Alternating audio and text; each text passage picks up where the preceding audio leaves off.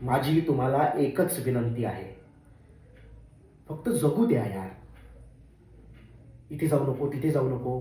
अरे मी तुम्हाला विचारून आता मी माझं सगळं डिसाईड करत जाऊ का?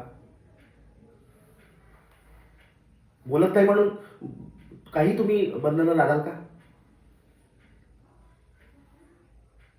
त्या रमेशची आई त्याला काहीच बोलत नाही. त्याला बिचारायला जाऊ देते सगळं. त्याच्यासाठी सगळं ब्रह्मांड सगळं सगळं मोकळं आहे.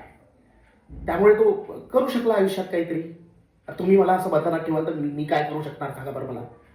काय करू शकणार? बोलत नाही बोलत नाही म्हणतो, पण शेवटी बोलावंच लागतं.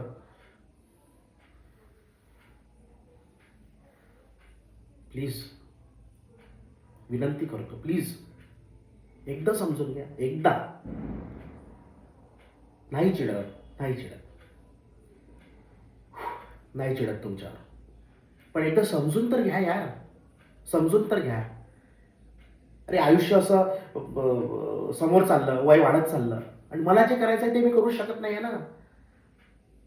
प्रत्येक वेळी काय म्हटलं तर तुमचा दवाखाना, तुमची औषधं, तुमचं सगळं काही इथे जायचं आहे, तिथे जायचं आहे. अरे नातेवाईकाकडे गेलंच पाहिजे.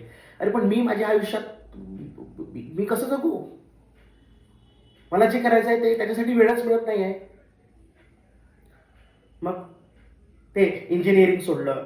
अरे नव्हतं करायचं यार मला. वारंवार तुम्ही नाही चिडत. सॉरी. प्लीज. फक्त रिक्वेस्ट आहे, फक्त समजून घ्या.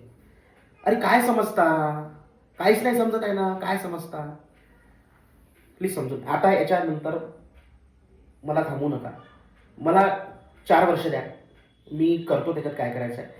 आणि मी 4 वर्ष पैसे नाही देऊ शकणार घरी. आणि प्लीज प्लीज प्लीज प्लीज समजून घ्या. आता मी काही बोलू शकत नाही. प्लीज.